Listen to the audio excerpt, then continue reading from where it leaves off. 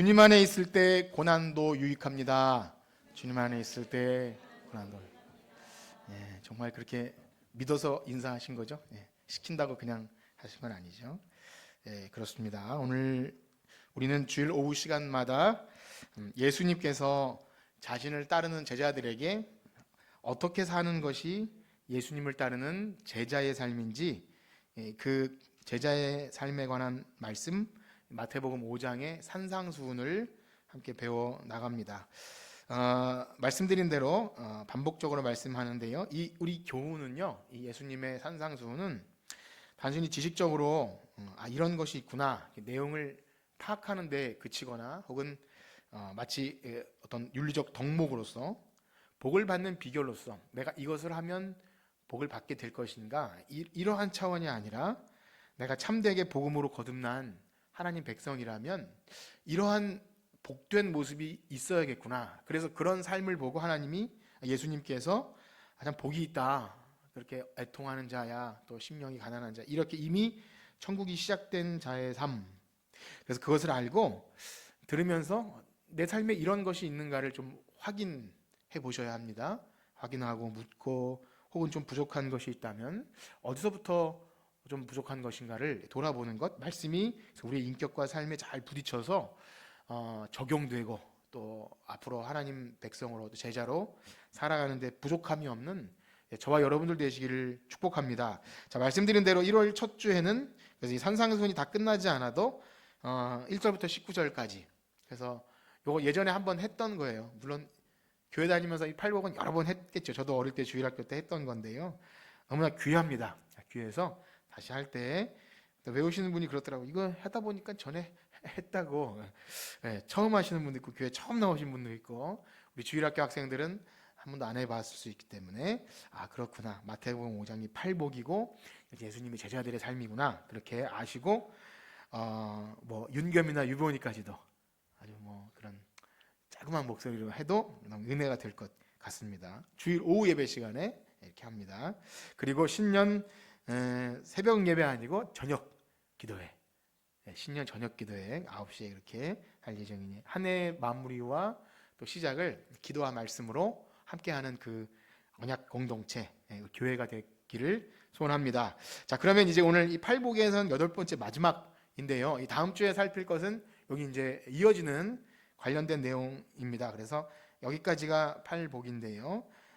의를 위하여 박해를 받는 자, 5장 10절을 한번 읽어봅시다. 5장 10절 시작. 의를 위하여 박해를 받는 자는 그들의 것임이라. 아멘. 역시 우리는 이제 문맥에 따라서 과연 의를 위하여 박해를 받는 자가 어떤 자를 의미하는지, 그냥 막 어렵고 힘든 고난이면 다 의를 위한 박해인지 생각해 봐야겠죠. 일단 우리는 앞선 6절에서 의가 나왔었습니다. 어떤 자였죠? 의에 줄이고 목마른 자. 그래서 의를 이미 살폈고요. 같은 의미입니다. 그리고 9절에서 화평하게 하는 자 할 때 여기 지금 이 박해까지 포함합니다. 원수까지라도 용서하고 사랑할 수 있는, 그래서 평화를 이루는 그것과 관련이 있습니다. 그래서 요 8번째 복은요, 거의 많은 대다수의 학자들은 앞에 나온 첫 번째부터 7번째 복, 그것에 나열되는 8번째라기보다 앞에 있는 내용에 파생되는, 그러니까 2차적인 열매와 같은 그런 복이라고 말합니다.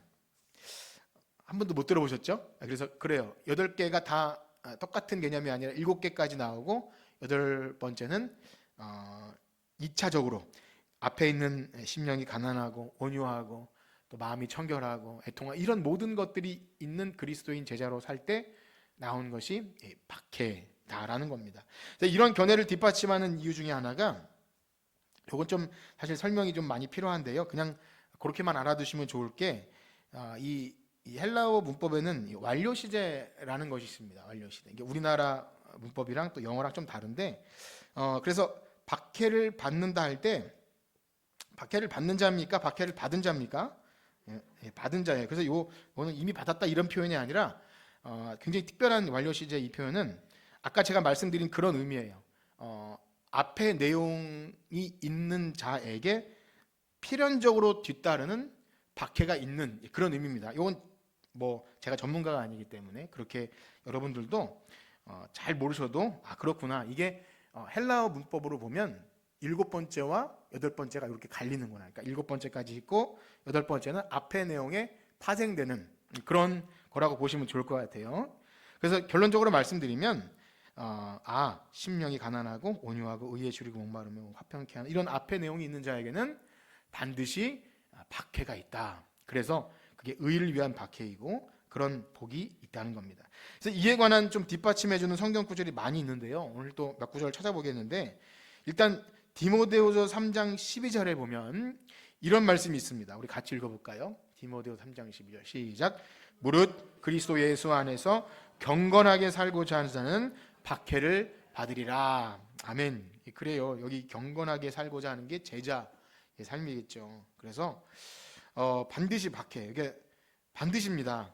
있을 수도 있고 없을 수도 있는 게 아니라 필연적으로 팔복이 그런 거예요. 앞의 내용대로 살았다면 역시 몇 구절을 찾아보겠습니다. 사도행전 14장 22절에 이런 말씀이 있어요. 약간 우리에게 부담이 될 만한 말씀 몇 구절입니다. 사도행전 14장 22절 읽어볼까요? 시작. 제자들의 마음을 굳게 하여 이 믿음에 머물러 있으라 권하고 또 우리가 하나님의 나라에 들어가려면 많은 환난을 겪어야 할 것이라. 아멘. 하나님 나라에 들어가려면 많은 환난을 겪어야 할 수도 있답니까? 할 것입니까? 반드시 있다는 거예요. 피해가려고 하시면 안 됩니다. 데살로니가전서 3장 3절과 4절도 한번 읽어봅시다. 데살로니가전서 3장 3, 4절 시작. 아무도 이 여러 환난 중에 흔들리지 않게 하려 함이라. 우리가 이것을 위하여 세움 받은 줄 너희가 친히 알리라. 우리가 너희와 함께 있을 때 장차 받을 환난에 너희에게 미리 말하였는데 과연 그렇게 된 것을 너희가 아느니라. 아멘. 이 데살로니가 교회는 굉장히 복음의 능력이 나타났던 교회인데요. 바울이 떠나기 전에 장차 있을 환난을 미리 얘기했는데 정말 그들에게 그게 있어요. 그러니까 그거 봐라. 복음대로 살면 그런 일이 있을 거를 미리 알았는데 정말 그런 것이 있지 않냐. 그러니까 이거 잘못 이해하면 내가 미리 경고했지 너 쌤통이다 이렇게 잘못 들을 수 있는데 그게 아니라 되게 기쁘게 말한 거예요. 복음으로 살았더니 진짜 그 환난이 찾아왔구나. 너희들은 진짜다. 그렇게 말하는 거죠. 로마서 말씀입니다. 로마서 8장 17절 시작. 자녀이면 또한 상속자 곧 하나님의 상속자요 그리스도와 함께 한 상속자니 우리가 그와 함께 영광을 받기 위하여 고난도 함께 받아야 할 것이니라. 아멘. 더 많이 찾을 수도 있습니다. 그런데 더 많이 안 찾아도 우리가 성경 구절을 피해가려고 애쓰지 않으면, 그러니까 내가 싫어하는 걸 요리조리 피하지 않으면 이 구절은 굉장히 많이 만나요. 복음서 가운데도 예수님이 우리가 찬양으로도 부르는 그 담대하라. 세상이 너희를 박해하면 나를 먼저 박해하였다.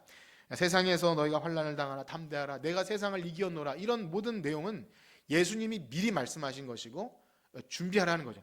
그러니까 예수님 믿음으로 박해를 피하게 된다는 것이 아니라 반드시 있을 것인데 담대하라. 그런 말씀들이 쭉 이어서 나옵니다. 그래서 우리가 예수님의 제자로 그 예수님 말씀이 너무나 귀하고 그 뜻대로 살고 싶은 그런 영적인 갈망이 일어나는 자들에게는 그것이 확실하다면 우리가 박해를 받는 것은 필연적이라는 것입니다. 여러분 그것을 믿으십니까?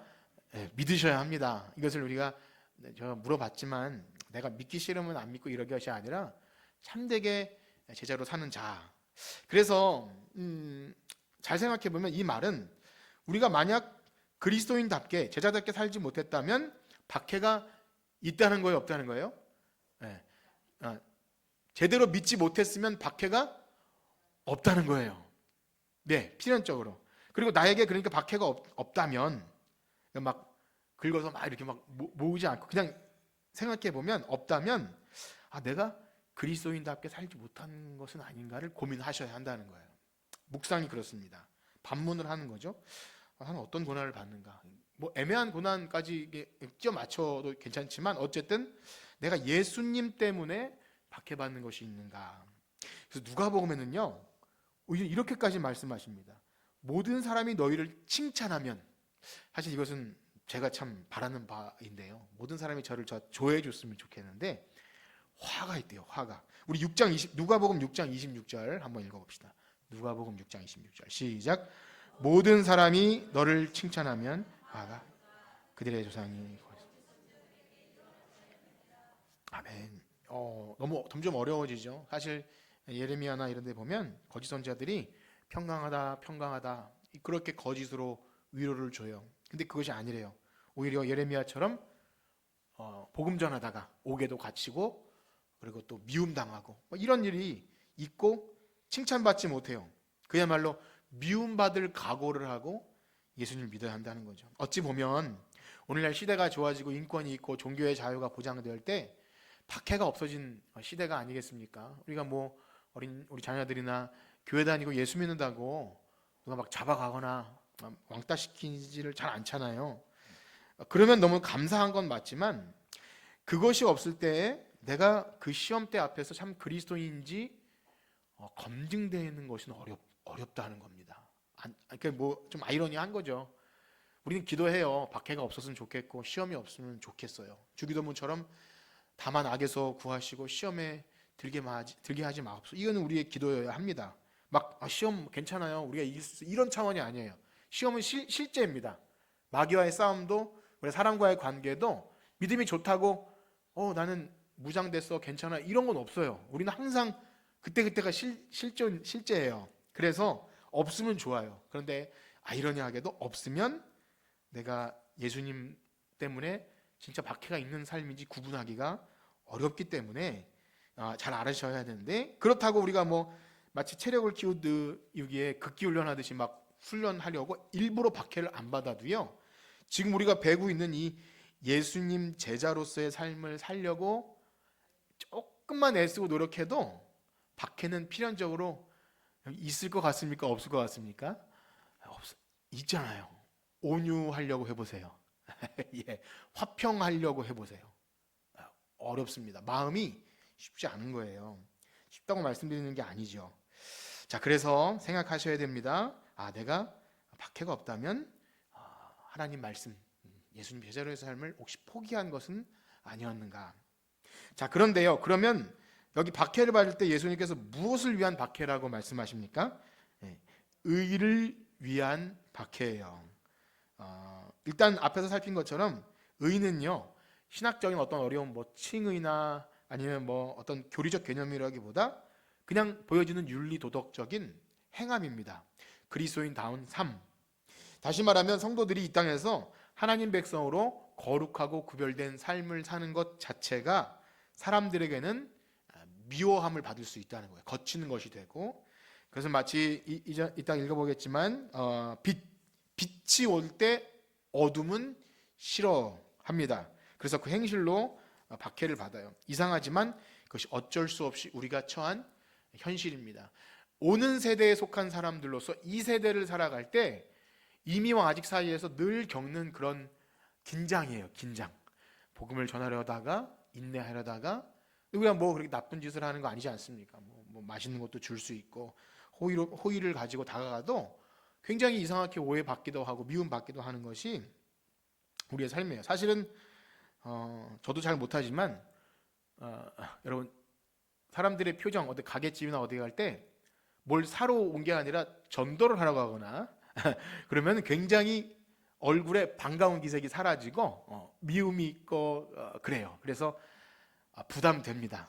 예수 믿으세요. 우리 교회 어떤 집사님 담대한 분이 있는데 같이 다니면 아주 너무 좋으면서 조금 부끄러운 게 있어요.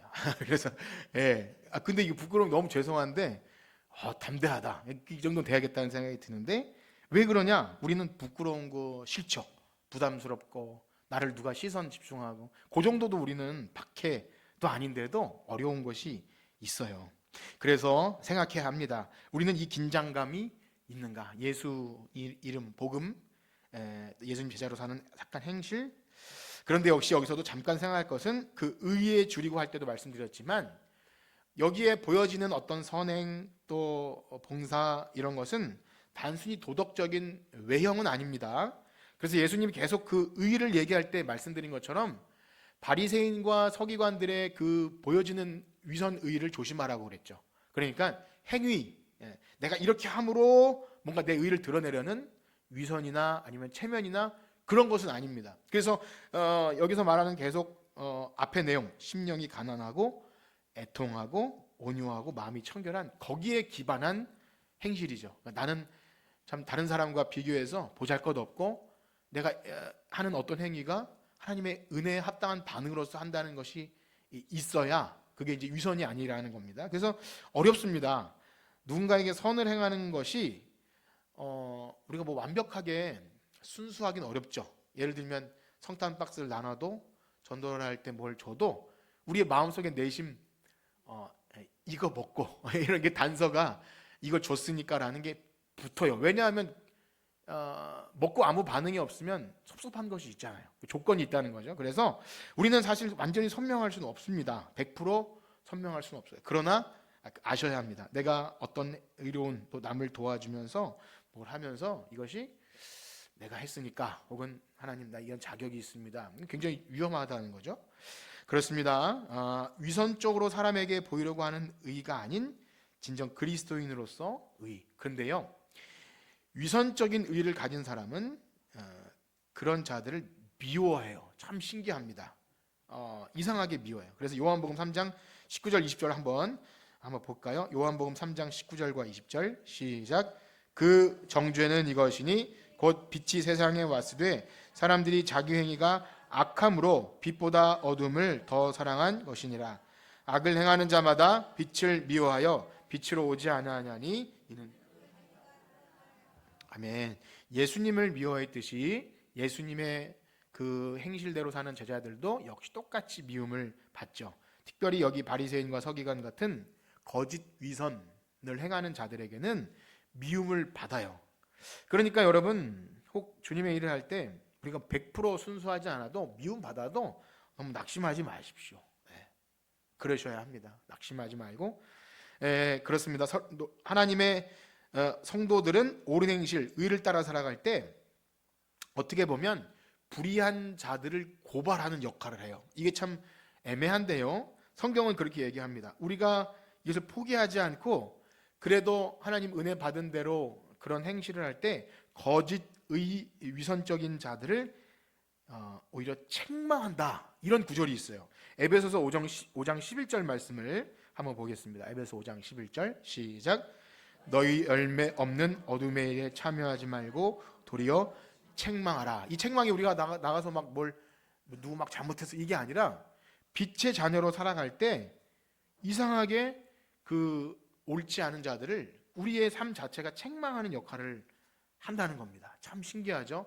그러니까 하나님께서 우리를 부르심의 목적이 여러 가지가 있는데 옳은 행실을 보고 하나님께 영광 돌리고 돌아오는 기능도 있지만 빛이 아닌 어둠에 사는 자들을 향해서 세례 요한처럼 그것은 아니다라고 하는 그런 선포의 기능이 있다는 거예요. 여러분 그거 아셨나요? 여러분들이 하나님 백성으로 살 때 빛이 없는 어두움에 이런 기능이 있어요. 그래서 우리가 이것을 알지 못하든 아니면 알아도 그렇게 살기가 부담스러워서 안 살든 만약에 그런 박해가 없다면 우리는 사명 감당을 잊은 거죠. 그러니까 내가 예수님 잘 믿고 교회 왔다 갔다 하지만 내 삶이 다른 사람에게 중요한 기능이 있다. 마태복음에 보면 성도의 옳은 행실을 보고 빛을 보고 하나님 아버지께 영광을 돌리는 기능도 있지만 죄 또 위선 옳지 않은 것들을 바로잡는 미움을 받겠죠 당연히. 그러나 그런 기능이 있다는 것을 아셔야 됩니다. 그렇다고 여러분 내가 성격이 이상하고 인격적 결함이 있는데도 내가 그래서 핍박받는다 이렇게 착각하시면 안 돼요. 그래서 검증을 받으셔야 됩니다. 목장 모임을 하셔서 가끔씩 팩트를 잘 들으셔야 돼요. 네, 내가 고난받고 어려운 것이 내가 이상해서일 수도 있고 진짜 말씀대로 살았는데 그러면 위로받을 수 있어요. 그렇게 교회는 그런 또 좋은 위로의 공간입니다. 자, 그렇습니다. 여러분들의 삶이 세상의 악한 자들에게 미움을 받을 만큼 하나님 자녀로 살고 있는지 물어봅시다. 어떠십니까? 혹 왕따가 되기도 할 수도 있고요. 그래서 예수님 믿는 사람들은 정말 왕따 당한 것이 자주 있는 것 같아요. 정말 성격이 이상하지 않은데도 왜냐하면 불의와 타협할 수 없거든요. 다른 사람이 다 불법을 행하든지 그냥 관행에 따라서 어떤 학교나 뭐 어떤 회사에서 이게 관행이야, 넌 좀 가만히 있어라고 해도 이거 아닙니다라고 말하는 것이 얼마나 용기도 필요해요.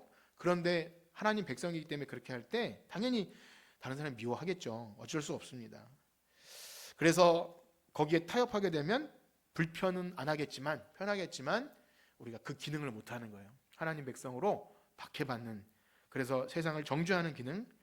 그렇습니다. 우리는 기억해야 합니다. 우리 그리스도 안에 경건하게 살고자 하면 의를 위한 박해를 받게 되는 줄 믿습니다. 그래서 그걸 기억하시고 믿음으로 이기셔야 돼요.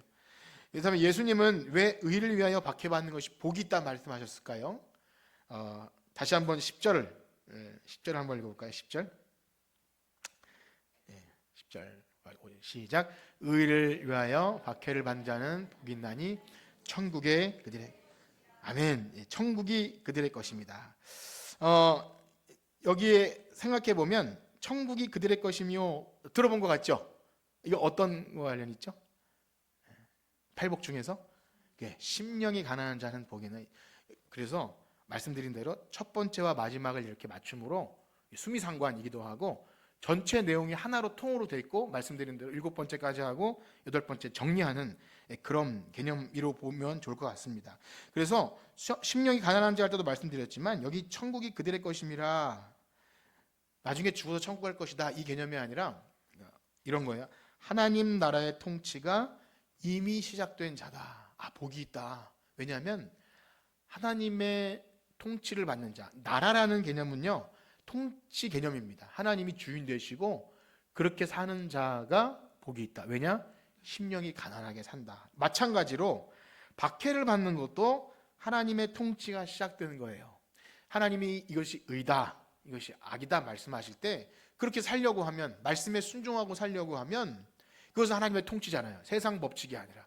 세상은 이것이 뭐 법이다, 뭐 불륜이나 아니면 어떤 것이 죄가 아니다라고 아무리 말해도 십계명의 법칙에 따라서 이것은 아닙니다 라고 했을 때 순종하려면 그 하나님의 통치를 받는 거잖아요. 하나님 나라 백성으로서. 자, 그에 따라서 그는 이미 하나님 백성임을 나타내는 것입니다. 그래서 여기서도 박해를 받았기 때문에 나중에 천국 갈 것이다 라는 개념이 아닌 거죠. 이 땅에서 이미 그리스도인 제자로서 박해가 있으면, 그렇구나, 구원받은 자이구나, 이 증거가 있다는 거예요. 여러분 어떠십니까? 구원의 증거를 어디서 찾으실래요? 구원의 증거, 내가 예수 믿고 천국 가는 구원의 증거, 박해를 받는 거예요. 그래서 이 말씀을 또 읽어보겠는데요, 두 군데만 읽어봅시다. 데살로니가후서 1장 4, 5절 먼저 읽어봅시다. 데살로니가후서 1장 4, 5절 시작. 그러므로 너희가 견디고 있는 모든 박해와 환난 중에서 너희 인내와 믿음으로 말미암아 하나님의 여러 교회에서 이는 하나님의 공의로운 심판의 표요 너희로 하나님 나라에 합당한 자로 여김을 받게 하려 함이니 그날을 위하여 너희가 또한 그날, 아멘, 표, 하나님 나라에 합당한 자로 여김받는 표가 박해라고 말하고 있죠. 베드로전서 4장 13절 14절입니다. 베드로전서 4장 13, 14절 시작. 오히려 너희가 그리스도의 고난에 참여한 것으로 즐거워하라. 이는 그의 영광을 나타내실 때에 너희로 즐거워하고 기뻐하게 하려 함이라. 너희가 그리스도의 이름으로 치욕을 당하면 복 있는 자로다. 영광의 영 곧 하나님의 영이 너희 위에 계심이라. 아멘. 사랑하는 성도 여러분, 어떠하십니까? 여러분들의 신앙과 삶에 예수 믿는 자로서, 천국 백성으로서의 이 고난받는 것, 박해받는 것이 있습니까? 어떠세요? 예수님의 이름 때문에 있다면 기뻐하고 즐거워하시길 축복합니다. 예, 어떠세요? 생각해 보세요. 있었는가? 그들에게는요 이미 하나님 나라의 영생의 소망이 있다, 그렇게 말씀하세요. 그래서 우리는 이 복음서의 내용을 좀 깊이 있게 봐야 복음에 대해 오해하지 않아요. 우리가 소위 세상에서, 세상이라기보다 우리가 말하는 예수 믿고 천국 가는 그 복음이 자꾸 제가 반복적으로 말씀드리죠. 이 하나님 나라, 그리고 이미 임한 하나님 나라와 예수 그리스도의 제자로서 사는 삶과 별개로 내가 믿었으니 천국행 티켓을 받았다 여기는 방식의 구원 이야기는 굉장히 오해뿐만이 아니라 잘못된 구원관입니다. 그렇게 하다 보면 어떤 사람은 죽어봐야 알지라는 말이 나올 수밖에 없어요. 네. 그러나 증거는 여기 있습니다. 하나님 나라가 이미 시작된 자로서의 제자의 삶이 이미 시작된 자는 그는 이미 영생의 소망을 가진 줄 믿습니다. 그래서 우리가 복음을 듣고 하나님 나라의 통치를 받고 있는지를 이 제자의 삶을 통해 확인하셔야 됩니다. 어떤 특별한 사람만 목사님이나 특별히 선교하는 사람이나 그런 사람만 제자 아닙니다. 예수 믿고 구원받은 자, 천국의 소망이 있는 자는 우리 마음속에 전에 없는 그 특별한 새 사람으로서의 열매가 나타나요. 마치 빛을 가릴 수 없듯이 복음으로 말미암아 옛 본성이 죽고 새 사람으로 변화된 그것은 가릴 수가 없습니다. 물론 우리의 좀 연약함, 더디고 느리고 게을러서 드러내지 못하는 어떤 상태가 있을지 몰라도 숨길 수가 없어서 박해가 있어도 이 삶을 포기할 수가 없어요. 주님을 위한 삶, 또 제자로서의 삶, 또 내 세상의 성격대로 다 하지 않고 온유하고 겸손하며 주님을 닮은 삶. 그렇습니다. 여러분에게 이 천국 백성의 특징 때문에 박해받는 것 있기를 축복합니다. 그것은 축복이에요. 처음에 인사한 것처럼 진짜 복이에요. 이게 복이냐? 천국을 소유했다는 거죠. 천국이 그들의 것입니다. 천국 가고 싶으시잖아요. 그렇죠? 네. 일부러 어디 가서 막 매맞고 그러라는 게 아니라 여기 말한 예수님의 제자의 삶만 살아도 그렇게 돼요. 혹시 우리가 박해도 아니지만 내가 누군가에게 조금이라도 오해받고 싫은 소리 들으면 내가 그런 소리까지 들으면서 교회 가야 되나? 이런 생각은 해보실 수 있을 것 같아요. 그렇지 않잖아요. 그 정도는 박해도 아니지 않습니까? 그러니까 우리의 상태를 생각해 봐야 합니다. 험한 꼴 당할까봐, 오해받을까봐 의로운 삶에 대한 도전을 못할 수도 있어요. 굉장히 어린아이 연약한 것이죠. 그래서 제가 수요일이나 이럴 때 그런 좀 우스갯소리를 말씀드렸는데 교회 안에서 자주 발생하는 것은 결국 삐지는 문제 아닙니까? 사람이든 목사님 누군가에서 삐짐을 통해서 사실 그것도 박해라면 바뀔 수도 있겠죠. 근데 그것으로 인해서 신앙생활 자체가 포기된다면 그것은 그렇게 되어야 합니다. 차라리 그렇게 되는 게 낫습니다. 오히려 어린아이처럼 이렇게 온실 속의 화살처럼 보호해줘서 그가 시험에 안 들도록 목회자나 모든 사람이 이렇게 방어해줘서 그가 신앙생활을 유지할 수 있다면 그것은 그를 죽이는 일일 수도 있는 거예요. 어떻게 보면 교회 안에서 활동도 해보고 또 봉사도 하다가 애매한 소리도 들어보고 그야말로 삐져도 보고 그런데 말씀으로 이기는지를 확인해야 됩니다. 내가 예수님이 나를 위해 당한 고난을 생각하면 내가 이 정도 오해받는 거 그런 말씀드렸죠. 저 사람이 나를 아직 잘 몰라서 내가 더 나쁜 사람인지 몰라서 그 정도밖에 얘기 안 한다는 그런 생각을 갖게 되는 거죠. 사랑하는 성도 여러분, 우리가 예수님 믿고 그리스도의 제자가 된다고 하는 것은요, 내 수양이나 오면 천국 가는 어떤 자격을 얻는 것이 아니라 진정 나와 같은 죄인을 하나님 자녀 삼아 주신 그 놀라운 신분 변화, 종에서 자유인으로, 또 창녀에서 신부로, 또 고아에서 하나님 자녀로, 이 놀라운 신분 때문에 거듭남의 은혜에 합당한 반응이 제자의 삶인 줄 믿습니다. 그러므로 한 주간 사시면서 복음 때문에 박해받기를 축복합니다. 그리고 예수님 때문에 내가 세상에서 의로운 삶, 정직하고 겸손하고 그 삶 때문에 혹 미움을 받을 때 아주 기분이 썩 좋을지 않을지 몰라도 마음속으로 내가 따라할까, 내가 그래도 신자구나, 그랬으면 좋겠어요. 내가 그래도 하나님 백성이구나. 이 은혜가 여러분 가운데 있기를 주님의 이름으로 축복합니다. 우리 찬양 부르고 기도하실 텐데요. 이 찬양은 사실 쉽지 않은 찬양이에요. 내 마음의 주를 향한 사랑이. 순교자의 삶, 그런 가사이거든요. 사실 선교를 갈 때 또 어려운 지역에 그렇게 하지만 사실 우리의 삶 자체가 박해, 예수님 뜻대로 사는 박해이지 않습니까? 그것이 주를 향한 사랑 때문에, 내가 예수님, 나를 위해 십자가 지신 예수님 때문에 그리스도와 함께 남은 고난을 내 육체에 채우겠습니다. 이런 마음 가지고 우리 찬양하시고 함께 기도합시다. 내 마음에 주를 향한 사랑.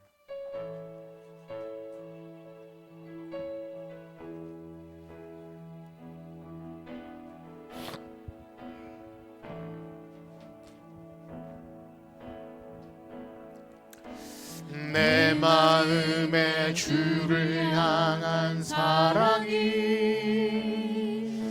나의 맘에 주가 주신 진리로 나의 눈에 주의 눈물 채워주소서.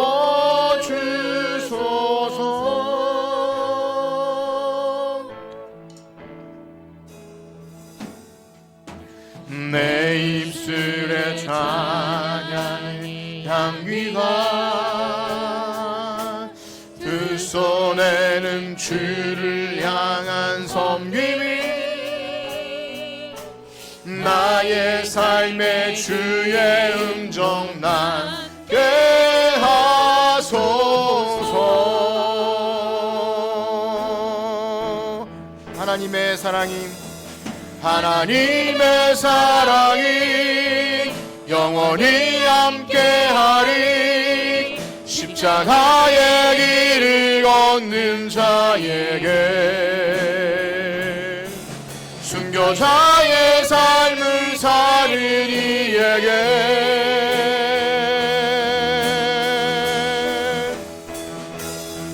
조롱하는 소리와 세상 유혹 속에도 주의 순결한 신부가 되리라. 내 생명 주님께. 아멘. 하나님의 사랑이 영원히 함께하리. 하나님의 사랑이 영원히 함께하리. 십자가의 길을 걷는 자에게 순교자의 삶을 사는 이에게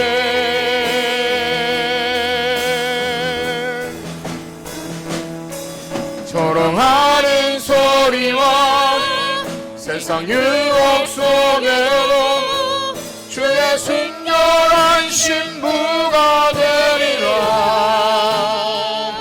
내 생명 주님께 드리리. 아멘.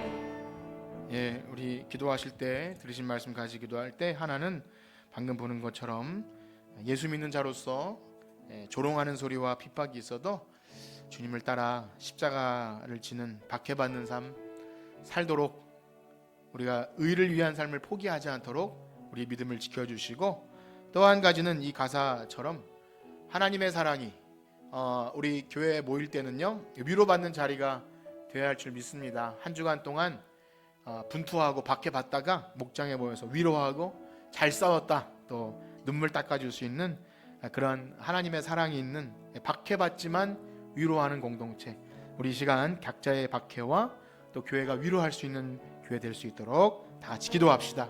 하나님 아버지 감사합니다. 그리스도인으로 이 땅에 사는 것에 박해가 없다는 것은 제자로서의 삶을 포기했다는 것과 마찬가지라는 말에 다시 한번 우리의 삶을 돌아보게 하여 주시옵소서.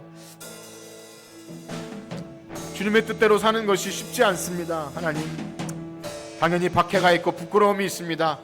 조롱하는 소리와 하나님 또한 우리를 왕따시키는 그런 것도 있습니다. 그러나 예수님 따라가는 삶이 가장 최고의 삶이기에 한 주간도 우리 사랑하는 성도들이 각자의 삶에서 예수 이름 때문에 박해받아도 즐거워할 수 있는 하나님의 백성 되게 하여 주시옵소서. 하나님, 이렇게 한 주 동안 살아가다가 우리 교회로 모였을 때 서로 위로하는 공동체, 한 주 동안 잘 싸웠다 눈물 닦아주고 하나님 서로를 기다리며 하나님 함께 위로하는 공동체 되게 하여 주시옵소서. 박해가 없다면 위로도 없습니다. 박해가 없다면 그리스도 안에 참된 교제도 있을 수 없습니다. 하나님, 함께 복음 때문에 박해받는 공동체, 그러나 서로 사랑하고 위로하는 공동체 되게 하여 주시옵소서.